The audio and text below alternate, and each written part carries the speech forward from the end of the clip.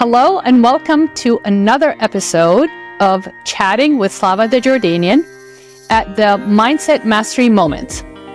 Today, we are going to take you on a journey through the Arab history with science. And I'm so excited about this episode because I have a special guest. Probably you guys have met him before. We did an episode with him about Egyptian immigrants, an American Egyptian immigrant, Dr. Ihab Abderrahim. So without further ado, let's just plunge right in. And I want to let you guys know that we did some research and we have fascinating information and fascinating facts and data to share with you today. The purpose of this episode is to help you guys understand the connection and the motivation and the drive of Arabs towards science and their discoveries.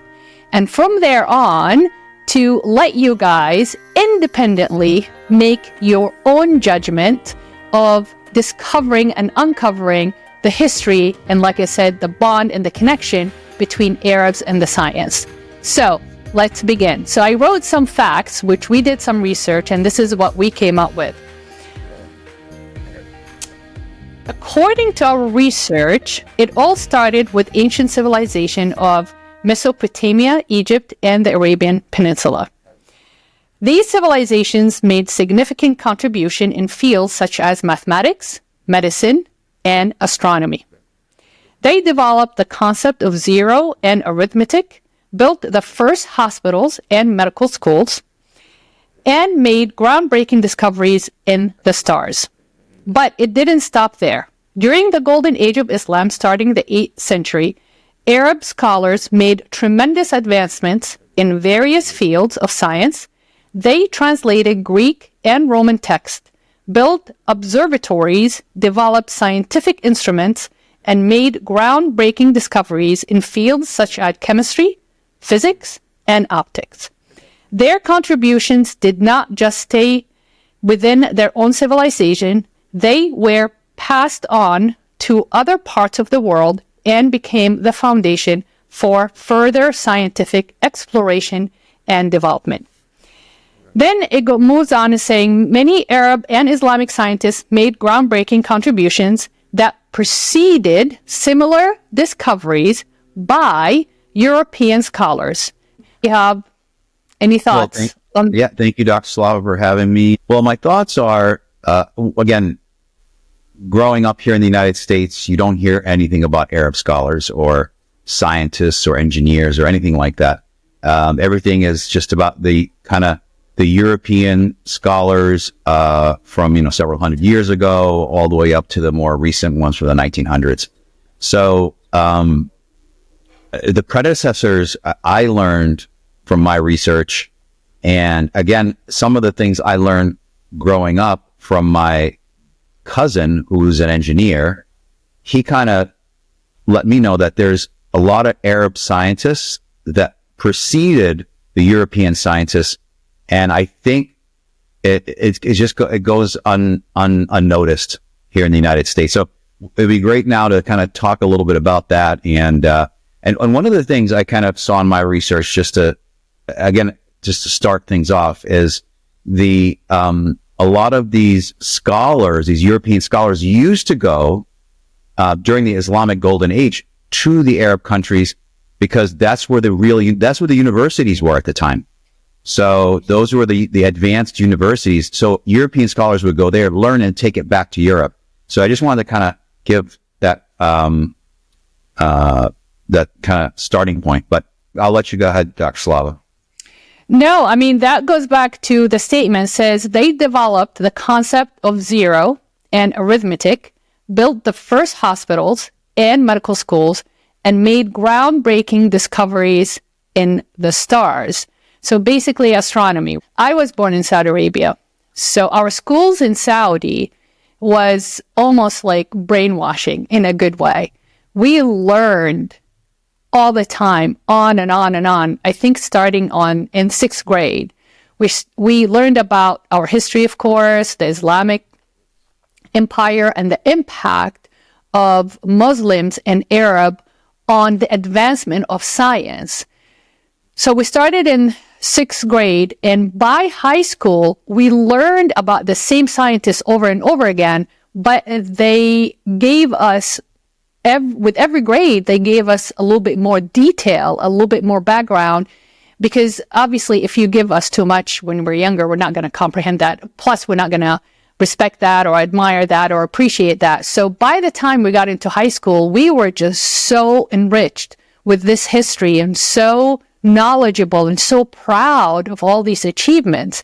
The funny thing is, coming to the West or even visiting the West, there's no mention of it. When you go to the museums and when you go to the heritage establishments and even museums that talks about ancient civilizations, they are mentioned a little bit. They have portrait, but of course, dominantly, it's about what the Western have achieved, which is fine. That's in their own right. They have the right to celebrate themselves, but that's why we're here at the on the podcast or on the social media platform like this one, in order to celebrate our heritage, and in order to have a voice to tell our stories and our engagement, our interaction with the information that we got about the heritage and about the accomplishment of these scientists. So we know that they were advanced. We know that the Islamic Empire ruled for just North Africa was 800 years alone. And me and Ihab always talk about how, for example, in Europe, when Europe got hit by the plague, all the territories that were under the Islamic Empire, they were fine. They were healthy. They were clean. They never heard of these diseases, but we'll go over some of the significant figures that actually discovered a lot of this pathology that was decimating the Western world or even Europe or Asia. India, not much in Asia because they did have that Oriental or Eastern also medicine. So Ihab, you came here at 2 years old. Can you help the listener shed a light? I have talked about what I've learned. How was these facts presented to you, and at what point in your education or in your schooling, when did you discover the magnificent discoveries and accomplishment of Islamic Arab scientists? Across of all these discoveries, you have mentioned your cousin who's an engineer that shared this with you, but did you hear about it when you're in school? And if that's a yes, what grade was it? If that's a no, when did you discover it? I would say it's more of a no.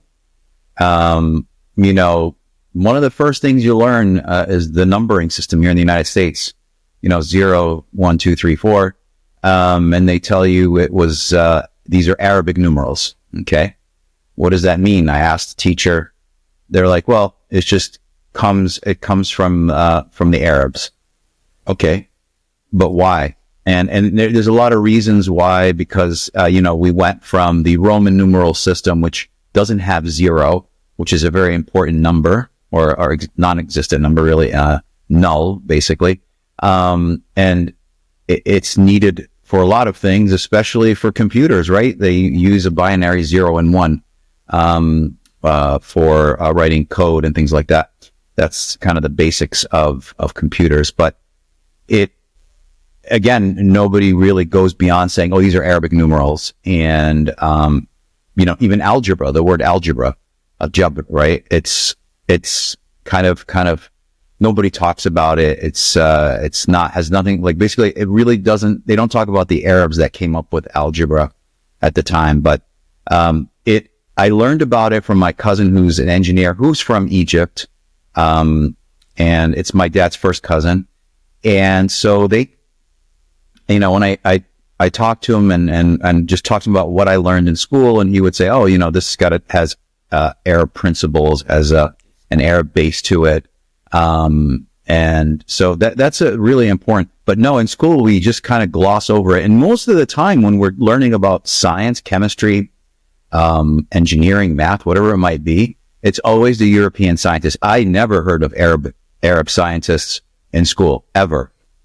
So, I think the first time I started hearing about the real Arab scientists is when the three of us started talking about it. And Yusuf would send some information. I would go in and I'd research it. I'm like, whoa, this was discovered hundreds of years before these Europeans started kind of talking about it or presenting it in their writings. So I really think most of the knowledge I got about the Arab scientists was maybe in the last 6-8 months or so when we all started talking about it. Wow. It sounds like you had a really good grasp of it. Dr. Slava, you obviously learned about it in school, but here you do not learn about this in the United States. It's almost like it's non-existent, like as if the Arab and the Islamic scientists didn't exist at all, which is very like interesting and a little bit disturbing because I would think a real scientist like myself, even American, doesn't matter, would love to learn where where all the science and chemistry and math kind of originates from and where these Europeans kind of build upon it, you know? So would be really nice to have learned in school because it would have broadened my perspective. So that is a very interesting point because when I was in Saudi, when we learned about scientists, there was no judgment. It was full inclusivity and no stereotype. We gave them fair share of the spotlight. But of course, you know, as an Arab nation, we went back as far as the Romans, the Greeks, the ancient Egyptians, then the Islamic Empire, then the Western discoveries. So it fascinates me that, and I'm going to ask you, why do you think is that? Because science, and I'm married to a scientist, and my brother is an engineer, and I kind of attract the like-minded people I've been surrounded with all my life. Logic doesn't discriminate. Knowledge does not discriminate. Science does not discriminate. So being a scientist, being an educator, there should be this attitude towards information and facts that's not biased, and it needs to be impartial. And what I'm trying to get to is it's fascinating me that in the Western world, that wasn't the case in Saudi, although I'll let you know, Saudis are very, very proud. But also Islam comes first, then Arabian comes second. So Islam is always first, you know, celebrating Islam, acknowledging Islamic accomplishment, Islamic achievements, Islamic history. Then the second one is the Arab. Being an Arabia, you need to be proud Arab, regardless of your race, background, religion, your beliefs or your values. Arab is an Arab, right?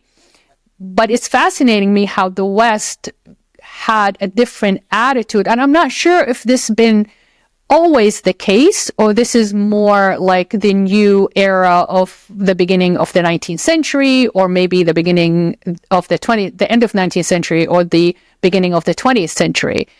I don't know if and I'm not trying to be political here, if the colonialism movement, when it happened, in order for them to protect their agenda or their narrative or their purpose or vision, kind of put a damper on anybody else that flourished before them, and kind of, you know, elevated their own achievement in order to convince whoever they're colonizing that we're the best, we're more advanced, forget about the past, just think about the present, think about the future. But again, like I said, science or scientists should not be biased or partial. It needs to be unbiased and needs to be impartial. In regards to science and knowledge, or? Yeah, why do you agree with the motive behind suppressing ancient knowledge that's tied up to Arabs and Muslim to satisfy a certain narrative? Oh yeah, I believe so. Yeah, I mean the colonialism that you were mentioning is very important, and it's almost like, again, they want to suppress the Arab, maybe Hindu. I mean, there's a lot of, it's not just the Arabs. There's the Hindu culture, ancient Chinese. There's a lot of different backgrounds and cultures that really had advanced prior to the Europeans, but it's almost like the Europeans kind of shut that down, and the influence of the West is all that really mattered at the time. But again, it's not like it's hidden. You can go online and do the research, and you can find everything. So that's the great thing about, everything's there. Before. Now, Ihab, when you were in undergrad at Case Western, yeah. I mean, I was a chemistry major too. We didn't even learn, or even the history classes that we took. I don't think we took any history classes about Islam and science. But when you went to graduate school, did you guys go back and, with the physical chemistry, analytical chemistry, did you even tie any of your knowledge to the origin of science at all? Was there nothing, mention of nothing. it? No. Nothing at all? No, nothing at all. So, I mean, you'd learn about whatever science, whatever chemistry you needed to utilize in the lab or whatever you might use, and you just kind of move forward. And nobody really questions and asks like, oh, was this derived from? Oh, well, a lot of the work in my graduate work and my postdoc work is mostly about the science that happened with respect to, in the 1900s into the 2000s. So Albert Einstein, Schrodinger, they're more, talking about, nuclear chemistry, things like that. That wasn't really, probably discussed or looked at in the Arab world, I believe. But, some of the older chemistry, when you talk about distillation, crystallization, sublimation, a lot of that organic chemistry, filtration, that comes from, back in the year 700, 750, in the Arab world. So, but yeah, when I was exposed, when you say graduate school and postdoc, most of that work was, talking about electrons and metal surfaces, things like that. So we never, it really didn't go back that far to the year 700, 800, 900. It's mostly the year 1900 or the late 1800s on. Okay. Yeah. That's fascinating. So, it's time for us to move on and just share with our listeners some of the facts that and the data we got from the research that we have done. So I would like to start with medicine and surgery to have that fact, our listeners, and be the judge of whether I was wowed or was like, yeah, that's not a big deal. I knew this. Medicine and surgery. Al-Zahrawi period was 936 to 1013. Pioneered surgery before European surgeons. Described over 200 surgical tools, many still in use today.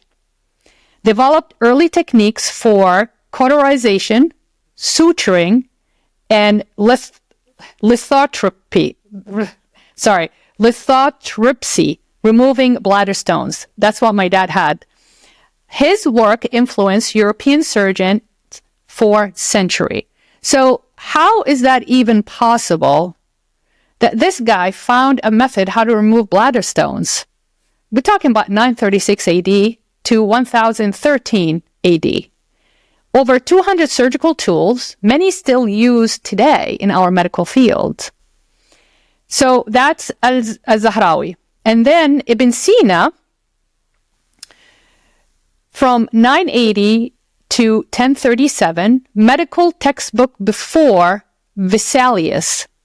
His canon of medicine was used in European medical schools for 500 years, influencing figures like Andreas Vesalius and William Harvey. Described contagious disease, quarantines, and role of the heart in blood circulation before European counterparts. Okay. The last one in medicine that I found fascinating, Al-Razi, 854 to 925, differentiated, ready for this? Smallpox and measles before Europeans. First to distinguish smallpox from measles, centuries before English physician Thomas Sydenham, advocated for evidence-based medicine and clinical trials. So these, the only three, Al-Zahrawi, Ibn Sina, he's very famous, and Al-Razi.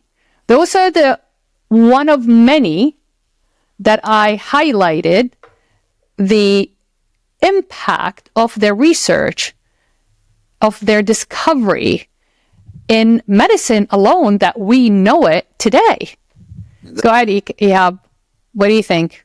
What did you feel when you discovered this, or how do you feel when you hear this? Well, it's fascinating because I'm not in medicine, but you're more into kind of the medical field, the dental field. So you would be more in tune with it, but it's amazing to hear about, Ibn Sina, Zahrawi. You look at it and you say, okay, for instance, Ibn Sina had, he distilled essential oils and had a purification of substances to make medicinal products.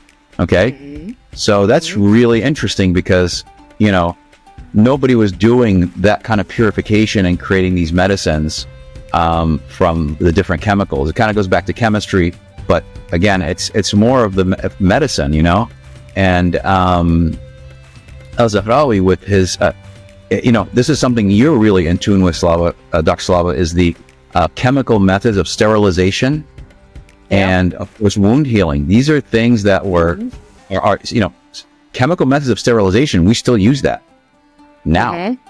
Obviously we've advanced it. We're using maybe different chemicals for sterilization, but these are ideas, methods of being clean, basically, before surgeries. If you look at the Europeans when they were doing surgeries, they were just going in. They never sterilized their until they learned how to sterilize, but they never sterilized their I wouldn't even call them scalpels. It'd be just knives they would use, things like that. Very, very rudimentary instruments. No, I agree 100% because there are two things, right? As Europe was decimated, like I said, with the plague, the Islamic world was fine because we had running water, we had sewage system, we had hospitals, we had medical schools, we had sterilization methods, we had the knowledge to differentiate between viruses and bacteria, right? And we have the medicines for it too, right? So that's number one. Number two, there's nowhere in history that I ever read that a Islamic ship went to an uncharted territory and brought in disease, like when the European came to the West Indies, the Caribbeans, the North and South Americas, right? They brought all that disease. The disease was in the blankets. And when they gave the blankets to the natives, they spread disease. Those native, the Polynesian, the Samoans, right? They never seen disease because they were very isolated in their own world.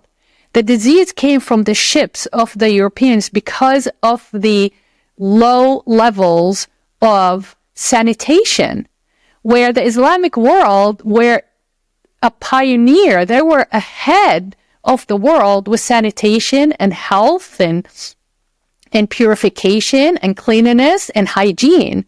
So that is the difference between the two worlds and how advanced one world was compared to the other. So that to me is fascinating. But like I said, in Saudi, we learned all that. And to us was like, yeah, it's not a big deal. We know we did it, but talking to Ihab, who grew up here and had the American education, Western education, when I came here, I already had the knowledge. I already had that confidence and validations like, yeah, that's what we did, right? And then it fascinated me when I met Ihab and also my younger brother and sister who were educated here in the United States from, I think, 8th grade or 6th grade on. They had no idea that this exists unless you guys Google it. So let's move on to the scientists, because we want to tap into Ihab's passion, mathematics and algebra, Ihab. So Al-Khwarizmi. Have you heard of him before we ever talked about him? Never. Okay. I didn't even, when I did my research, I did my research on the chemistry and, physics. But if you have some information, I'd love to hear it. Yeah, so mathematics and algebra, Al-Khwarizmi 780 to 850, influenced European algebra and algorithm, developed algebra as an independent discipline centuries before European mathematicians, introduced systemic solutions for linear and quadratic equations, which his book is Kitab al-Jabr. There we go. And while Muqabbala, influencing European scholars like Fibonacci, introduced Hindu-Arabic numerals to the West, which later replaced Roman numerals. So the numbers that we're using today in everything was created by Al-Khwarizmi. The other one is Omar Khayyam, very, very famous. To me, he is 1048 to 1131 cubic equations before Cardano, classified cubic equations and solved them geometrically, anticipated later European advancement by Girolamo Cardona in the 16th century. So we're talking about 1048 to 1131. The West did not get to it until the 16th century. What do you think, Ihab? Again, it's amazing that none of this was taught to us in school. I would have loved to learn it just to be, this is great. The history of, algebra or some parts of math, it's, all you hear about is, Fibonacci and the Fibonacci sequence in math.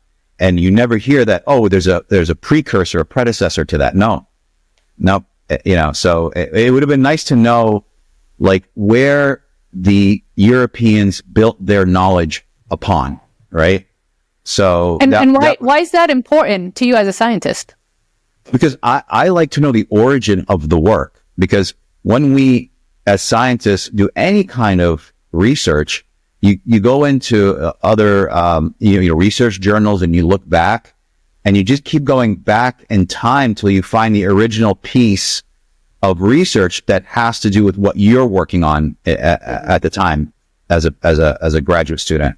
So, for instance, when I was working on metals and surfaces, we didn't just look at the last 20 years. We went back to the original surface scientists, back in the early 1900s, and looking at how they kind of looked at how surfaces interact with the atmosphere, or any kind of chemicals you put on a surface.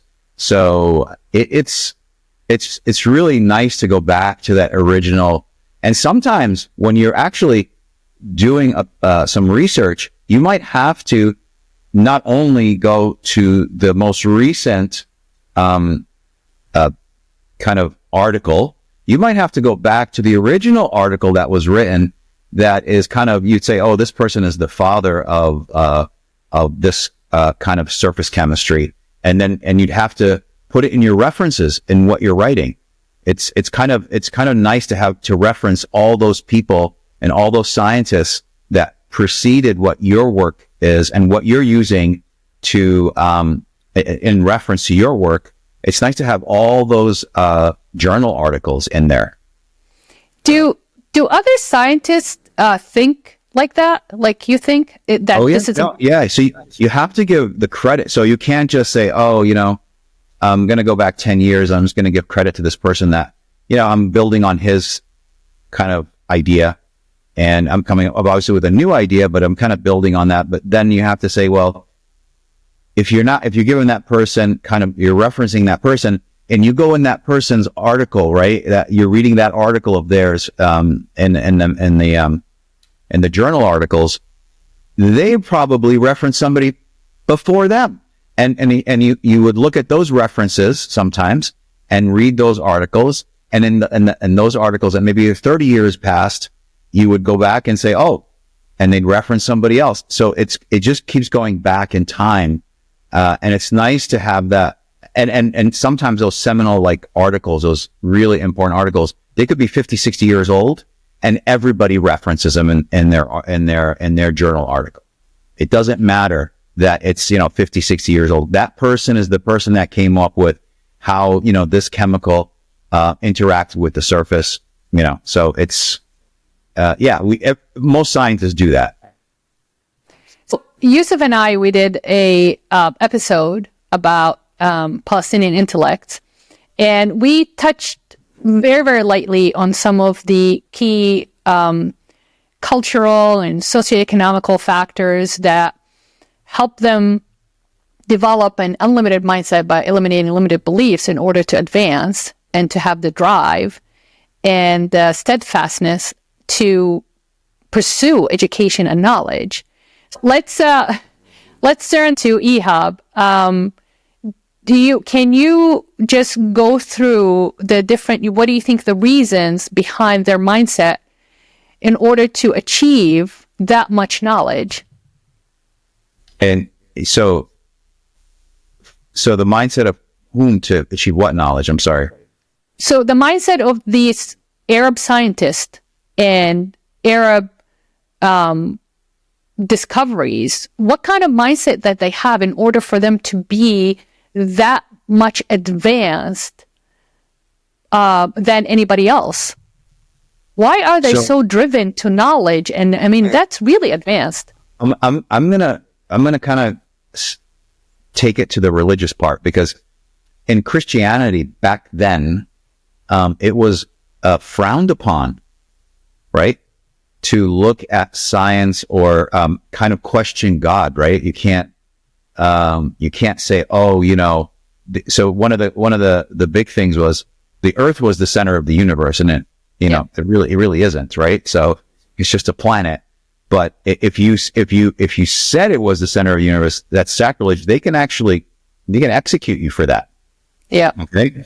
On the opposite side, Islam, this is very interesting. And I learned this, growing up, that Islam really promoted people, to think freely and become scientists and really think about, how the world works, how the body works. And it's a different, Dr. Slava, I think you can probably touch on that, because you really learned a lot about the religion in school. No, it fascinates me to talk to you about, and we talk about this all the time, constantly, because your upbringing was different. Yeah, your household was very typical Arab, Egyptian, with the discipline of structured religion, just like Islam. But you are more a scientist than you are spiritual. And I am more spiritual than I am into science, because I believe that spirituality opens up our hearts and our mind to accept the logic and the knowledge. But I agree with you, the misconception and the stereotype over Islam that it is just a one way of life. But when you look at these evidence and these facts that Islam actually allowed, the Islamic culture and custom and the unlimited mindset helped these scholars to advance so much. If Islam was so limiting and so restrictive, they would have never accomplished what they have accomplished, right? I agree 100%. So there is a factor of unlimited mindset, unlimited belief system. And to me, it sounds like they have either separated, practicing Islam, it's just between you and God, and that's what we learned. And then knowledge is very encouraged because advancement is a way of serving God. And that's how we learned it in Saudi. Education, knowledge, researching, finding the truth, basing it on facts. It was always encouraged, even through the Islamic lessons and the Islamic classes in Saudi Arabia.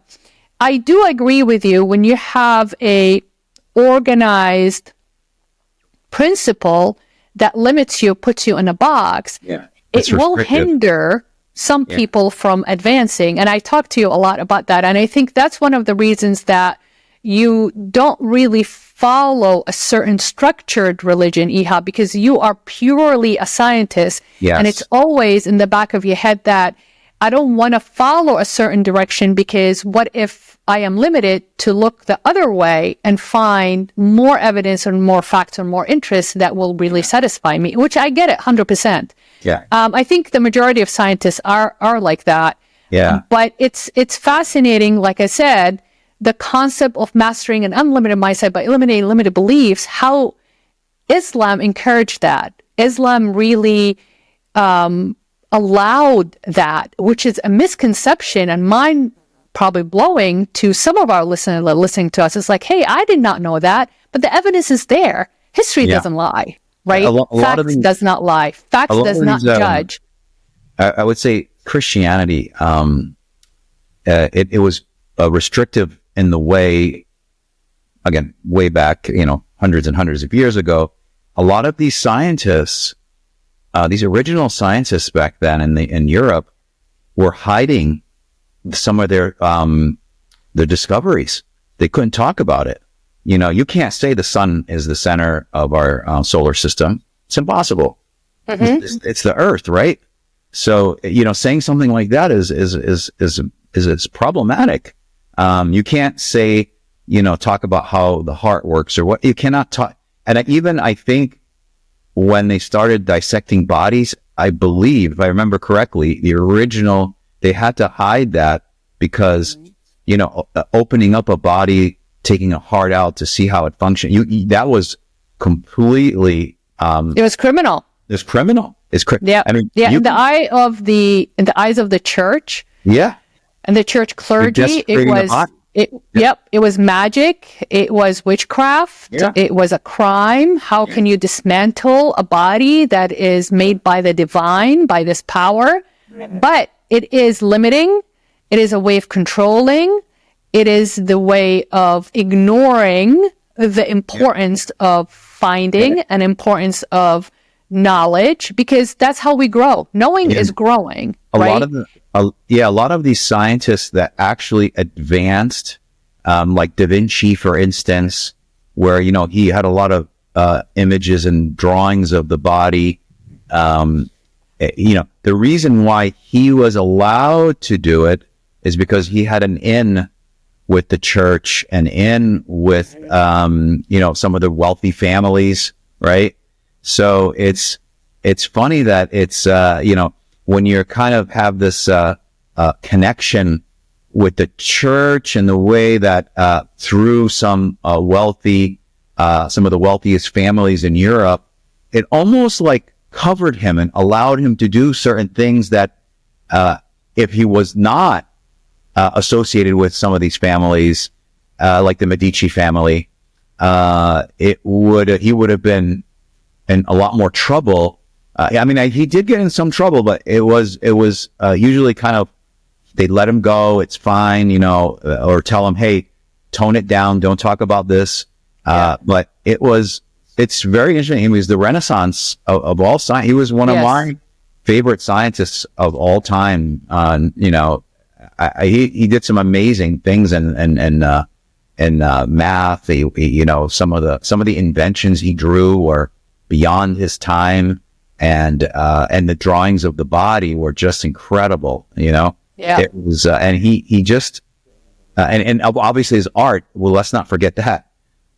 So his art, and that's another reason why I think they gave him kind of a little bit of leeway, is because he would paint for the Vatican, for the churches, for the Medici family, who had a lot of financial influence. Yeah. So he was given more ability to kind of speak out more than other scientists at the time, and I think in that Renaissance period during the Medicis, there was a lot more science and a lot more kind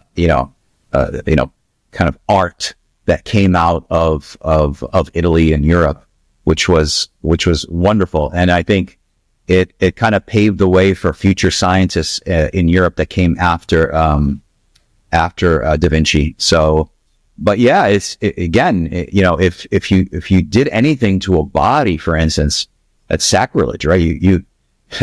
You're not supposed to, desecrate a body like that. But, that's why midwives were burned at the stake.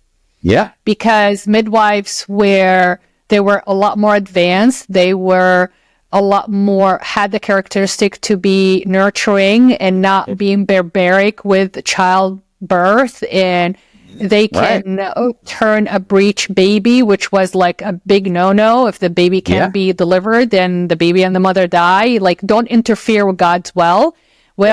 But of course, it's just a way it's a mindset, right? But I'm always wondering, I wonder if the Da Vinci actually knew about the Arab advancement in science and arts. And I'm wondering if any of that influenced his career. I believe so. I believe. So the way I see I'm sure he read about it. I'm pretty sure he's very knowledgeable. It's almost for sure. Like, so Da Vinci was so open-minded, and I believe that we don't know if he read it, but my belief is that the way he thought and what I read about him as a person, he was just like, he would love to absorb knowledge. And I'm almost guaranteeing he probably read a lot of these texts, and just kind of a lot of people may not understand. And I'm going to kind of sum it up here just a little bit, that these Islamic scholars not only preserved the knowledge of ancient Greeks, Persian, Indians, right? They preserved it. They refined it, expanded on it, right? And this approach of experimentation and documentation directly influenced that European Renaissance. So that's why I think that Da Vinci was really influenced during the Renaissance by these writings, because if you preserve ancient writings and build upon it, that's how science gets better and improves, right? That's the only way science gets better and improves. You have to build upon previous science and say, hey, I really kind of look at these previous scientists like Da Vinci, and some of the Arab scientists like Jabir ibn Hayyan. He was the father of chemistry, for instance. So these, it's incredible. I mean, some of these, like being the father of chemistry, he lived between 721 and 815 AD. Mm-hmm. That's centuries before anybody was looking at it in the Western world. And he actually took alchemy and transformed it into the early form of chemistry. Because remember, alchemy originally was, again, a magic, right? You're going to turn lead into gold. Herbology, naturopath, Well, that's the thing. So you have that really. And also, don't forget, I think Da Vinci did travel a lot. He did go to Asia. He did, remember that documentary we watched about him together? I had no idea. I mean, I knew he traveled through Europe, but I'm sure his knowledge, his approach to science, his approach to art was influenced by, ancient knowledge and Eastern knowledge too. But since Ihab is a chemist, I would like to celebrate Jabir ibn Hayyan. You just mentioned him. Yes. Amazing. From 722 to 815, laid the foundations of modern chemistry, developed key chemical processes such as distillation, crystallization, and sublimation, which were later refined by European chemists, introduced sulfuric acid, nitric acid, and hydrochloric acid, which became fundamental in chemistry. Of course, this is before even Roger Bacon and Albertus Magnus they were using these techniques of distillation and crystallization, sublimation, filtration. It's amazing. I mean, the other thing is I'm looking at the span of years he lived. This gentleman, back in the year 700, I want to say he almost lived 100 years, right? 721 to 815, correct? Yeah. Well, we said about that, right? There is hygiene. That's amazing. Yeah, your there's lifespan back medicine. then. Yeah, Medical schools. There is running water. There is cleanliness. Like I said, there are our houses. And the way we built, like ancient Egyptian, was rocks and mud. It wasn't straw. Nothing leaked. It was sealed. So it was a lot healthier environment because of the knowledge and because of the advancement that they had. But we are coming close to the end of our hour, and I want to ask you, Ihab, that so it is definitely an unlimited mindset that drives, but why do you think Arabs have this fascination and the passion for knowledge? Why is that? What makes us so passionate about knowledge and advancement? So I want to say that I really want to say, so Arab pre-Islam, there must have been something there that they really wanted to kind of, that people wanted to learn.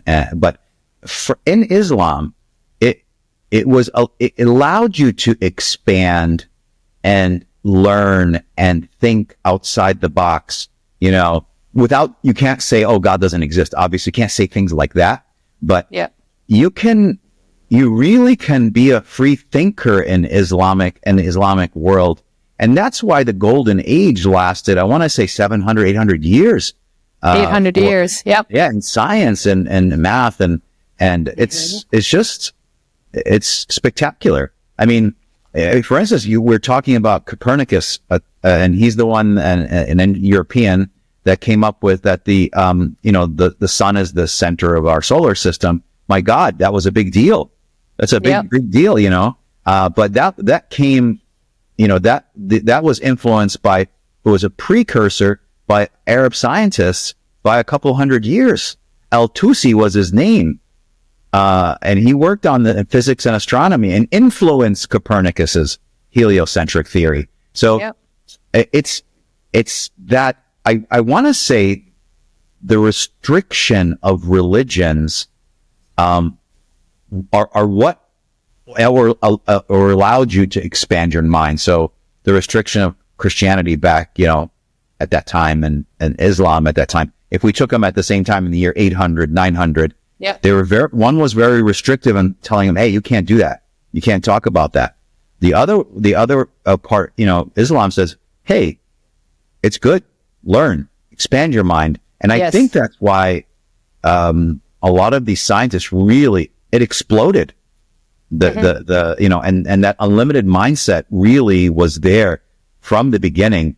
And I think the stage was set by the religion at the time.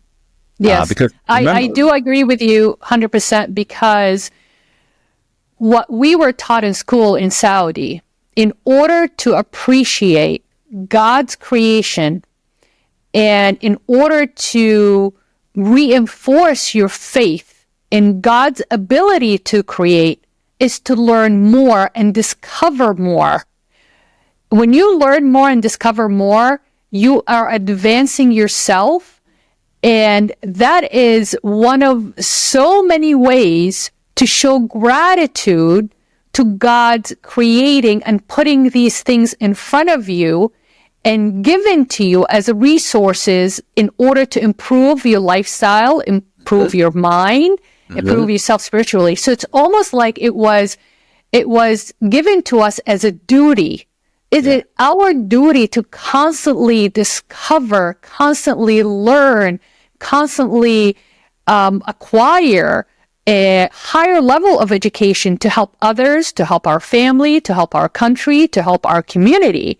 But the only way to do that, and that's one of the many things that is fascinating and beautiful about Islam, is it has that essence of don't limit yourself. Right.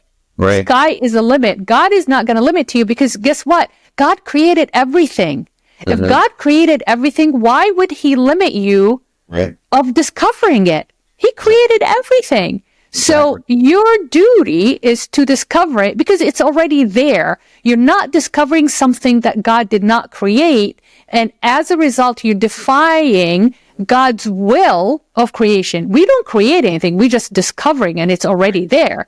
So the history, the civilization, the material, the chemistry, the physics, the laws of nature, if God created all these, go ahead and discover it. It's unlimited amount of creation that God has made, and all you need to do is discover it. So there is a sense that you're not competing with God, you're not going against with God, but if you have that limited belief that God created things in a limited way, and you are discovering above and beyond that limitation, yeah, I can see it coming back at you and says like, no, you're defying God.